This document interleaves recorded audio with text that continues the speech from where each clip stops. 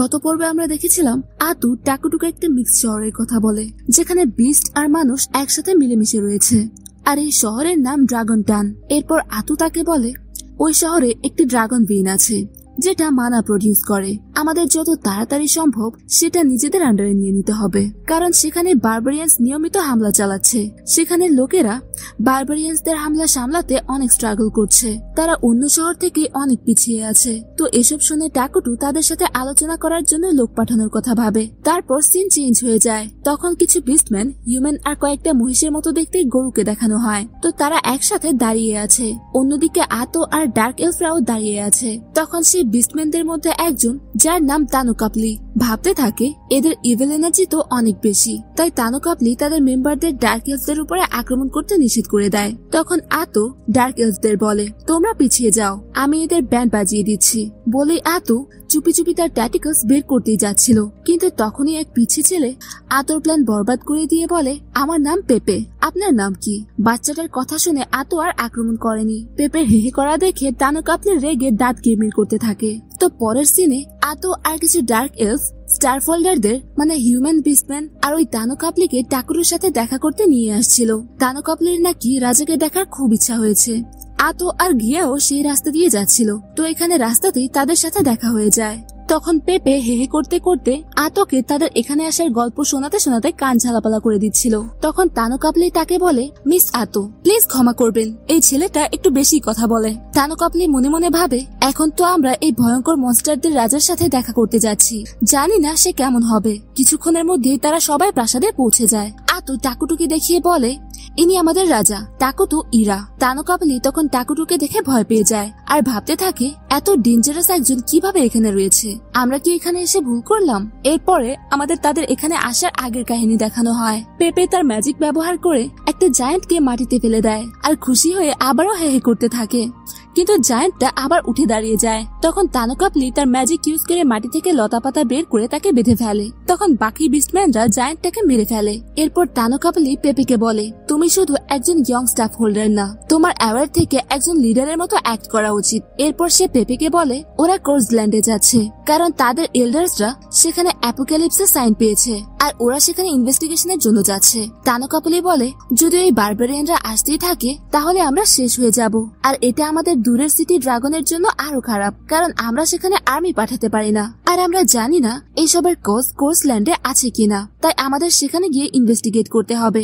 সুতরাং তুমি time waste না করে যাওয়ার জন্য রেডি হও। এরপর আমরা প্রেজেন্ট মোমেন্টের সিনটা দেখি। তানুকাপলি ভাবে যদি আমি ইল্ডারদের ইগনোর করে পেপেকে সেখানে রেখে দিতাম তাহলে আমার জন্য সে এত ডেঞ্জারাস একটা জায়গায় আসতো না। তারপর আমরা দেখি পেপে টাকুটুকে তার ইন্ট্রোডাকশন দেয় আর ফ্রেন্ড হওয়ার জন্য বলে। এটা দেখে তানুকাপলি বেশ ভয় পেয়ে যায়, কিন্তু টাকুটু তার ফ্রেন্ড হতে রাজি হয়ে যায়। এদিকে আতো তার প্রথম ফ্রেন্ডের জন্য তাকে কংগ্রাচুলেট করে আর সবাই তার জন্য হাততালি দেয়। এর পরের সিনে আমরা দেখি ওরা সবাই বসে খাবার খাচ্ছে, আর তখন কারিয়া তানুকাপলিকে একটা ড্রিঙ্ক দেয় আর তার সেই ড্রিঙ্কটা বেশ ভালো লাগে। তখন আতো তাকে বলে আমাদের মাইনোগ্রাতে ওয়ার্ল্ডের সবচেয়ে টেস্টি ড্রিঙ্ক পাওয়া যায়। পেপে জিজ্ঞেস করে এটা কি ড্রিঙ্ক?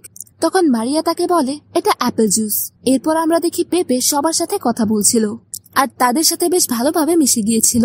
টাকুটু তাকে দেখে ভাবে পেপের সোশ্যাল স্কিলস খুবই অ্যামেজিং। তারপর টাকুটু ভাবে ও আমার ফ্রেন্ড, কিন্তু আমি জানি না তার সাথে কি করব, আর এটা ফং ওয়ানের সাথে রিলেশনের জন্য ইম্পর্টেন্ট, আর আমাকে তাদের সাথে ফ্রেন্ডলি ইন্টেনশন গুলো দেখাতে হবে। তখন টাকুটু পেপেকে জিজ্ঞেস করে তুমি কি আমার সাথে একটা গেম খেলবে? এটা শুনে সবাই তার দিকে তাকিয়ে থাকে, কিন্তু তারপর পেপে তাকে হ্যাঁ বলে দেয়। এরপর আমরা দেখি ওরা গেম খেলছে আর একটা গেমে পেপে টাকুটুকে হারিয়ে দেয়। এটা দেখে তানুকাপলি বেশ ভয় পেয়ে যায়, কিন্তু তারপর টাকুটু তাকে আরেকটা রাউন্ড খেলার জন্য বলে। এটা শুনে সে একটু রিল্যাক্স হয়। এরপর তারা আরো কিছু গেম খেলে আর তারপর পেপে টাকুটুকে বলে তুমি একজন স্ট্রং অপোনেন্ট। পেপে তাকে বলে তোমার অ্যাপেল জুস বেশ ভালো ছিল আর ওই গেমটাতেও আমার বেশ মজা লেগেছে, আমি খুশি যে আমি মাইনোগ্রাতে এসেছি।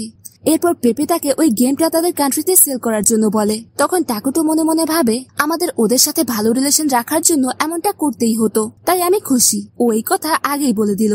এর পরের সিনে আতু তানুকাপলিকে জিজ্ঞেস করে আপনারা এখানে আমাদের ল্যান্ডে কেন এসেছেন? তখন সে আতুকে বলে আমাদের কান্ট্রিতে বারবারিয়ানসরা বারবার অ্যাটাক করছে।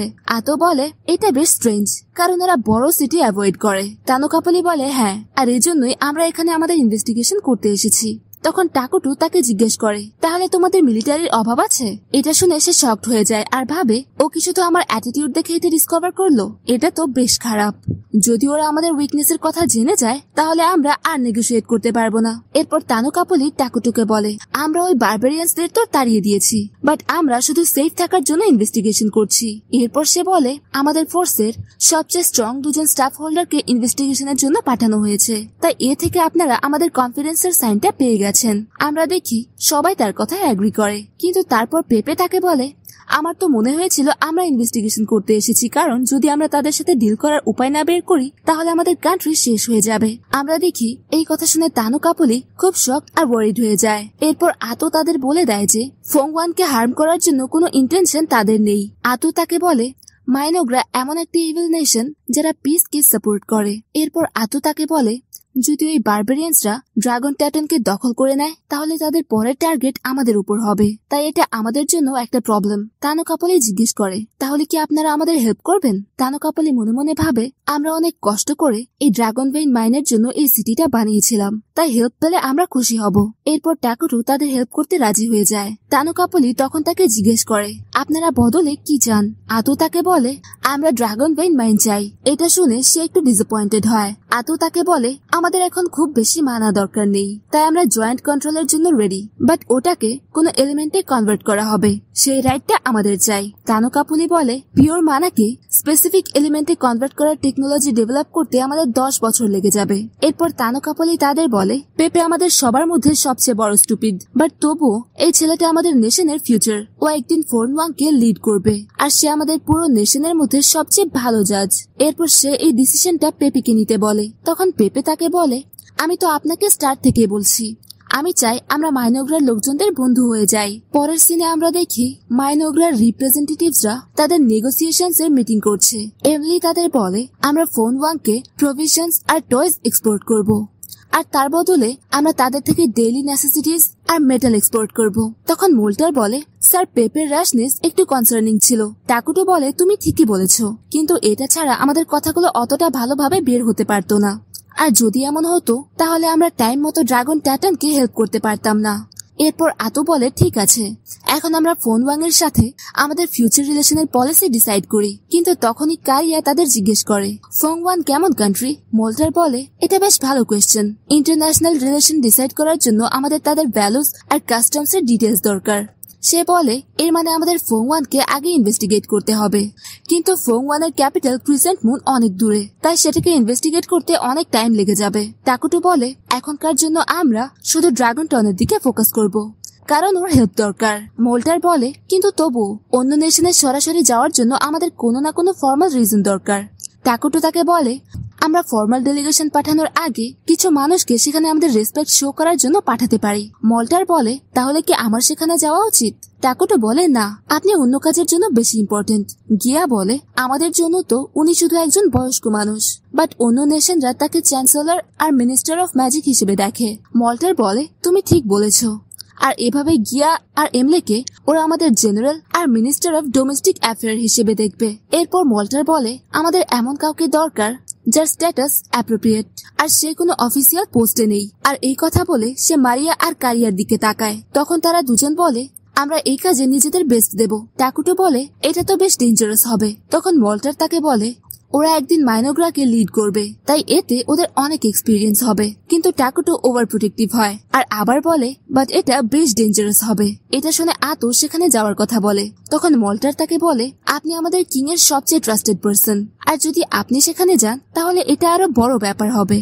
এরপর আমরা দেখি কারিয়া আর মারিয়া টাকুটুর কাছে আসে, আর কারিয়া তাকে বলে, আপনি বলেছিলেন আমরা ফ্রি আর যা খুশি তাই করতে পারি, তাই আমরা আপনার কাজে আসতে চাই, আর তার জন্য আমরা যে কোনো রিস্ক নিতে রেডি। এরপর তারা দুজন টাকুটুর কাছে রিকোয়েস্ট করে, তখন টাকুটু তাদের কথা মেনে নেয়। এরপর আমরা দেখি আতু টাকুটুর উপর অ্যাংরি হয়ে যায়, কারণ সে অন্য কারোর রিকোয়েস্ট মেনে নিয়েছে। আতু তাকে রাগের সাথে বলে, আপনি চাইলে আমাকে ছেড়ে নিজের নেশন বিল্ড করতে পারেন। এটা শুনে টাকুটু ওয়ারিড হয়ে যায়। তখন মারিয়া তার কানে কানে বলে, আপনি তাকে আপনার মনের কথা বলে দিন।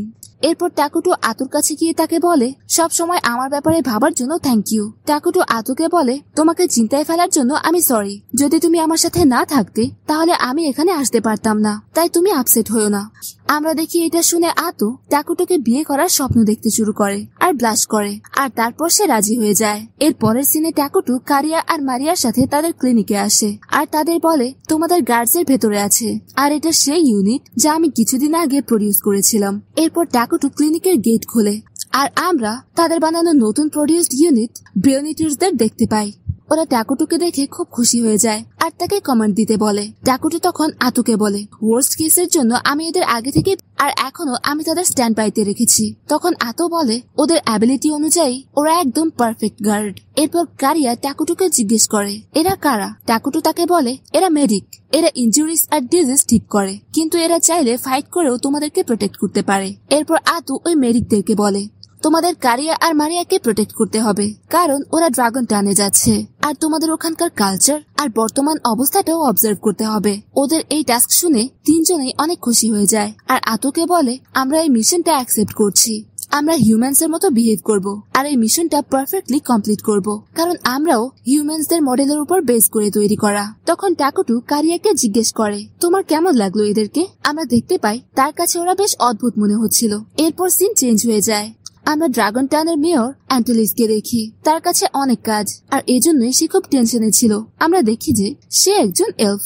সে খুব রেগেও আছে, কারণ তাদের সিটি প্রোটেক্ট করার জন্য তাকে মাইনোগ্রার সাথে কাজ করতে হবে, অথচ মাইনোগ্রার ব্যাপারে সে কখনোই শোনেনি। এরপরে সেখানে একটি মেয়ে আসে আর তাকে বলে মেয়র অ্যান্টোলিস আপনার সাথে কিছু মানুষ দেখা করতে চায়। অ্যান্টোলিস তাকে জিজ্ঞেস করে তাদের কি অ্যাপয়েন্টমেন্ট আছে।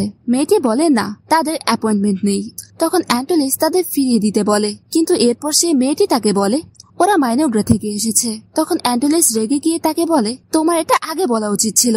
এরপর আমরা দেখি তাদের ভেতরে নিয়ে আসা হয় আর টি সার্ভ করা হয়। অ্যান্টোলিস তার পরিচয় দেয়, আমার নাম অ্যান্টোলিস অ্যান্টি, আমি ড্রাগন স্টানের মেয়র। অ্যান্টোলিস দেখে যে ওই তিনজন মেডিকেল অরা বেশ ডার্ক।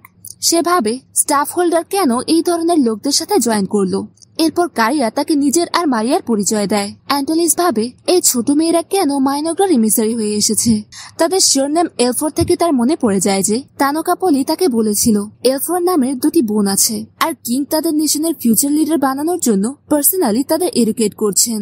এই কথা মনে পড়তেই অ্যান্টোলিস শকড হয়ে যায়। সে ভাবে ওরা তো খুব ইম্পর্টেন্ট পার্সন, যদি আমি ওদের হ্যান্ডেল করতে কোনো ভুল করি তাহলে এটা একটা মেজর ইস্যু হতে পারে। এরপর সে খুব নার্ভাস হয়ে তাদের জিজ্ঞেস করে তোমরা আমাদের সিটিতে কি জন্য এসেছো। কারিয়া বুঝতে পারছিল না কিভাবে তাকে বোঝাবে। তখন একজন মেডিক জিরো বলে আমরা এখানে এসেছি অন্য নেশনের লাইফ কেমন হয় তা বোঝার জন্য, আর এটা আমাদের দুটো নেশনের মধ্যে স্মুথ এক্সচেঞ্জের প্রথম স্টেপ। আমরা এখানে সিম্পলি গ্রেটিং এর জন্য এসেছি, আর আপনি আমাদের ট্যুরিস্ট ভাবতে পারেন। এটা শুনে অ্যান্টোলিস বেশ রিল্যাক্স হয় আর খুশি হয়ে বলে তোমরা যত খুশি আমাদের সিটিতে ঘুরতে পারো।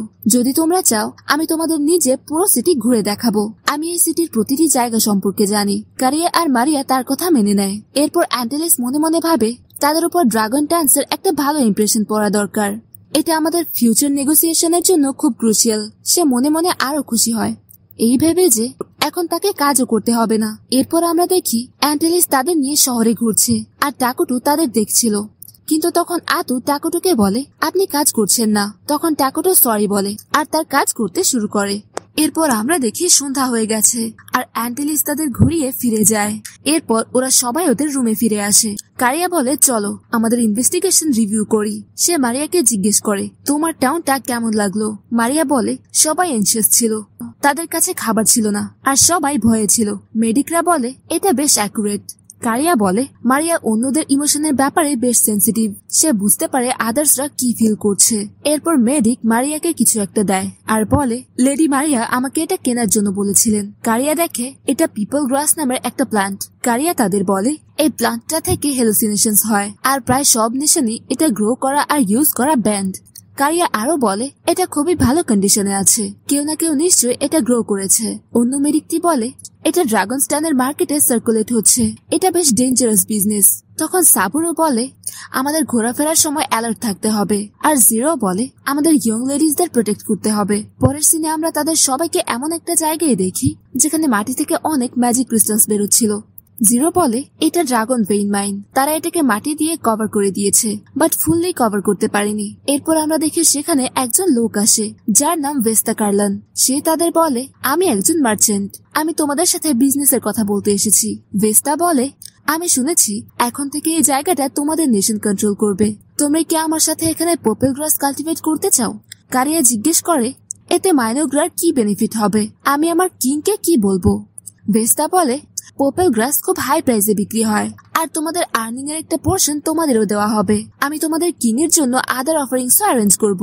কারিয়া জিজ্ঞেস করে, আদার অফারিংস বলতে কি বোঝাচ্ছ?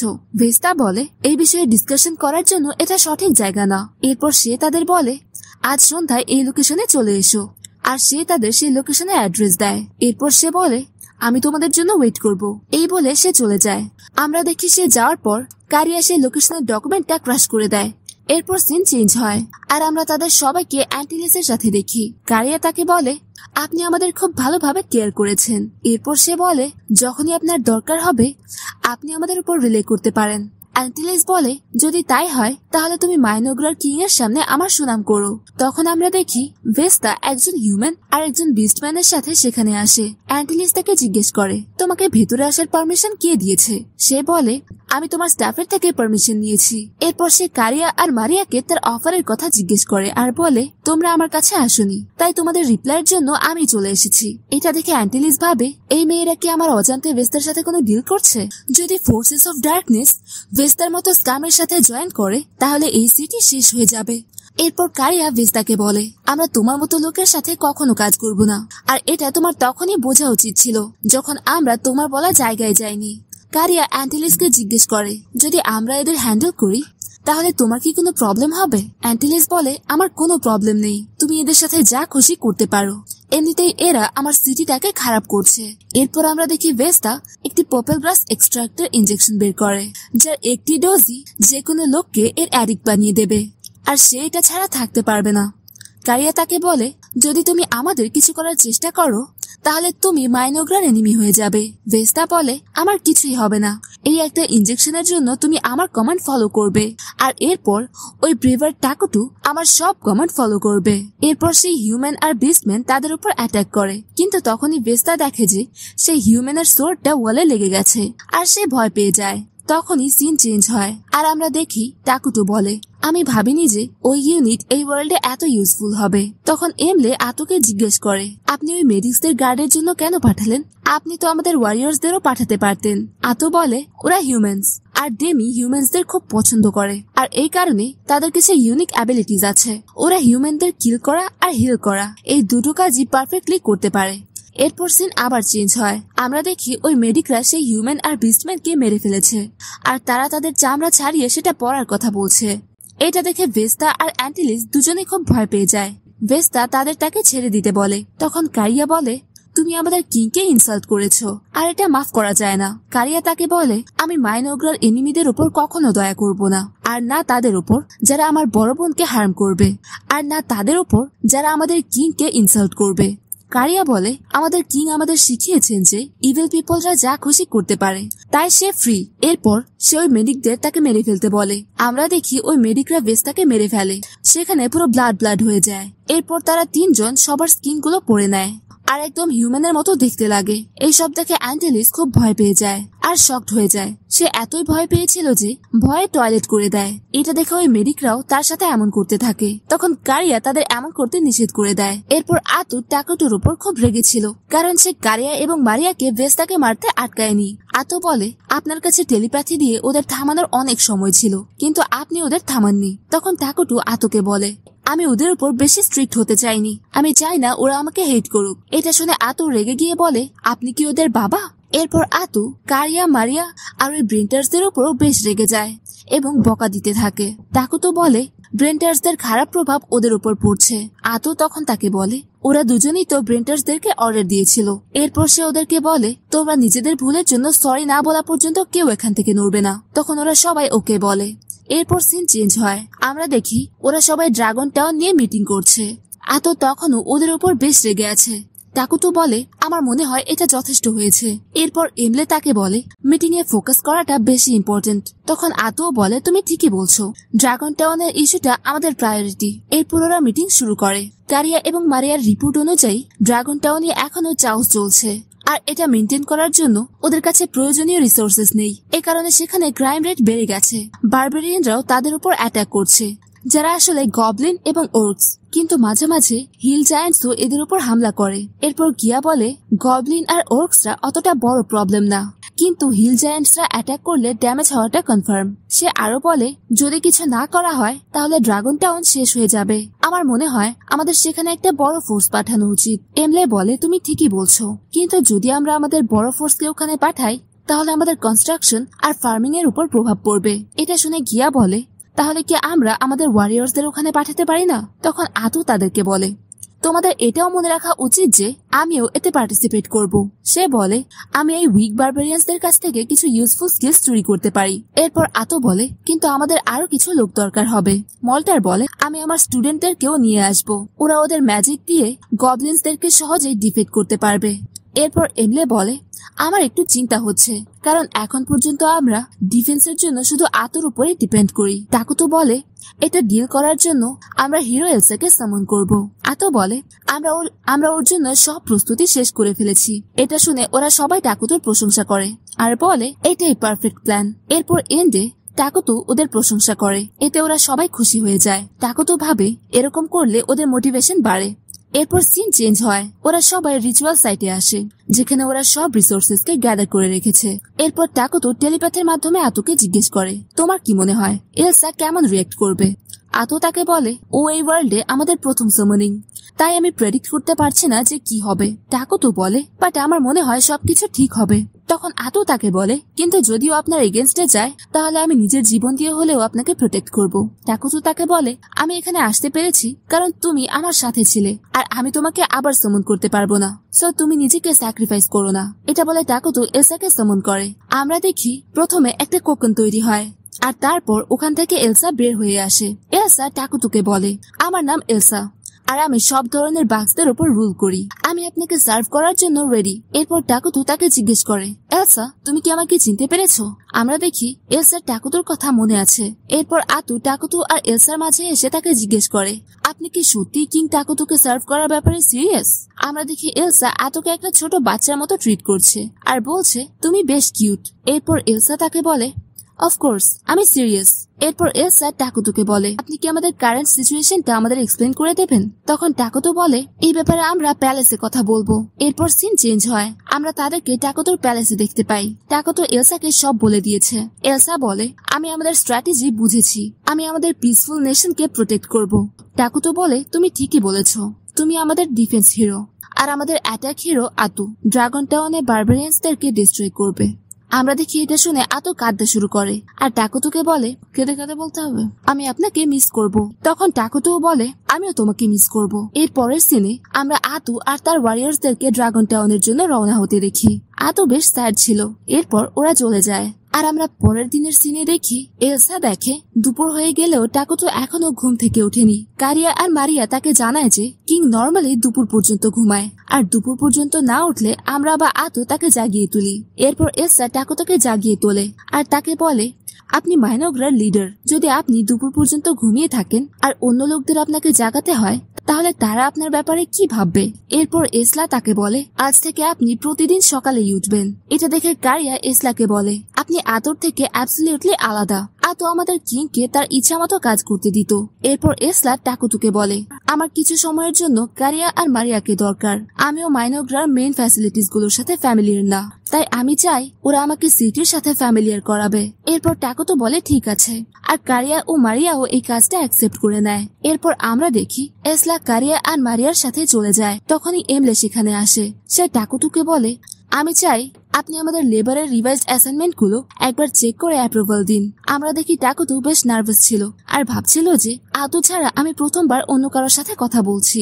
এরপর টাকুতো তাকে বলে এই অ্যাসাইনমেন্টটা একেবারে ঠিক আছে, বাট নেক্সট উইক থেকে তুমি রিসোর্সেস গ্যাদারিং এর ম্যান পাওয়ার রিডিউস করে সেটাকে রিডাইরেক্ট করে দিবে। এটা শুনে এমলে বলে এখন আমরা হিরোকে সামন করেছি তাই আমরা গ্যাদারিং অ্যাডজাস্ট করছি। এরপর টাকুতো একটু রিল্যাক্স হয়। এর পরের সিনে আমরা দেখি কারিয়া আর মারিয়া এসলাকে সিটি ঘোরাচ্ছিল। এরপর ওরা তাকে তাদের গভর্নমেন্ট অফিস দেখায় আর বলে যে লোকেরা এখানে পেপার ওয়ার্ক ফাইল করে আর রিপোর্টস লেখে। তখনই ওরা এমলেকে সেখানে দেখতে পায়। এমলে বেশ রেগে আর আপসেট ছিল কারণ গিয়া আবার তার ট্রেনিং ইকুইপমেন্ট ভেঙে দিয়েছে। এমলে কাঁদতে শুরু করে আর তাকে বলে মলটার চলে যাওয়ায় আমি এমনিতেই অনেক বিজি, আর গিয়া আমাকে আরো কাজ দিয়েছে। এটা শুনে এসলা তাকে হেডপ্যাডস দিয়ে শান্ত করে। এসলা বলে পরে আমি গিয়াকে বকা দেব। আর এটা শুনে এমলে তাকে থ্যাংক ইউ বলে আর বলে আমাদের নেক্সট বিল্ডিং এর জন্য আপনার অ্যাডভাইসও আমার দরকার। এসলা বলে ঠিক আছে। এরপর সিন চেঞ্জ হয়, আমরা দেখি অনেক লোক আর কারিয়া ও মারিয়া ট্রেনিং করছিল। তখনই আমরা গিয়াকে দেখতে পাই, সে একটা অ্যাটাকে সব লোকের সোয়ার্ড ভেঙে দেয়। সে সবাইকে বলে তোমরা সবাই বেশ উইক হয়ে গেছো, আমি তোমাদের আবার ট্রেন করাবো। তখনই এসলা তাদের বলে ওদের ট্রেনিং দেওয়ার আগে তোমার নিজের ইকুইপমেন্টের স্টকের দিকে নজর দেওয়া উচিত। গিয়া এসলাকে বলে সরি, কিন্তু আমি যখন ট্রেনিং করি তখনই এসলা তাকে বলে এত তাড়াতাড়ি নিজের উপর কন্ট্রোল হারিয়ে ফেলা মানে তুমি এখনো একটা ছোট বাচ্চা। এরপর আমরা দেখি সন্ধ্যা হয়ে গেছে আর সবাই একসাথে ডিনার করছে। আমরা দেখি ওরা এসলার জন্য আলাদা প্লেট রেখেছে, যেগুলো সেখানে আসা ইমিসারিজদের জন্য রাখা হয়। কিন্তু তখন এসলা সেখানেই বসে যায় আর তাদের বলে তোমরা যেসব প্লেট ইউজ করছো আমি সেগুলো ইউজ করব। সে তাদের বলে আমি ডিফেন্ডার, আর এই নেশনকে প্রোটেক্ট করার মানে এই লোকেদেরকে প্রোটেক্ট করা। আর এটা আমি তখনই করতে পারবো যখন আমি এই লোকেদের পার্সপেক্টিভ আর সেন্টিমেন্টস কে বুঝতে পারবো। এরপর আমরা দেখি কারিয়া আর মারিয়া তাকে প্লেটস এনে দেয় যেগুলো সবাই ইউজ করছিল। এটা দেখে এসলা খুশি হয় আর তাদের হেডপ্যাডস দিতে থাকে। এরপর সিন চেঞ্জ হয়, আমরা দেখি এসলা রাতে সিটিতে ঘুরছে আর আশেপাশের এরিয়া চেক করছে। তখনই সে কারো কান্নার শব্দ শুনতে পায়। সে সেখানে গিয়ে দেখে কারিয়া কাঁদছে আর মারিয়াও তার সাথেই আছে। এসলা তাদের জিজ্ঞেস করে কি হয়েছে। তখন মারিয়া তাকে বলে যে কারিয়া একটা খারাপ ড্রিম দেখেছে। সে তাকে জানায় আমি স্বপ্নে দেখি আমার মা আমাদের সাথে ছিল আর আমরা সবাই অনেক ফান করছিলাম, কিন্তু তারপর আমার ঘুম ভেঙে যায় আর আমি দেখি এগুলো সব মিথ্যা ছিল। এটা খুবই হার্ট করে আমাকে। ইসলা তাকে বলে আমার কাছে একটা আইডিয়া আছে, আজ থেকে আমিও তোমাদের সাথেই ঘুমাবো, সো যখন তোমরা উঠবে আমি তোমাদের সাথে থাকবো। এরপর এসলা তাদের দুজনকে বুকে জড়িয়ে নেয় আর ওরা দুজন ওখানেই ঘুমিয়ে পড়ে। এরপর আমরা পরের দিনের সিন দেখি। এসলা টাকুতুকে বলে আমি এমলেকে আমাদের নেক্সট বিল্ডিং এর জন্য লার্নিং ইনস্টিটিউট রিকমেন্ড করেছি। টাকুতু বলে এটা বেশ ভালো চয়েস। আর এরপর টাকুতু বলে এরপর আমরা লিভিং রিডস বানাবো। এরপর এলসা টাকুতুকে জিজ্ঞেস করে এখন আতু কি করছে। টাকুতু তার শেয়ার্ড ভিশনের মাধ্যমে দেখে যে আতুর সামনে অনেক বারবেরিয়ান্স আছে আর সে ফাইটিং এর জন্য রেডি। আর এখানেই এই ভিডিওটি শেষ হয়। তো ভিডিওটি কেমন লাগলো তা কমেন্টে জানাবেন। দেখা হবে পরের ভিডিওতে, ততক্ষণ পর্যন্ত বাই বাই।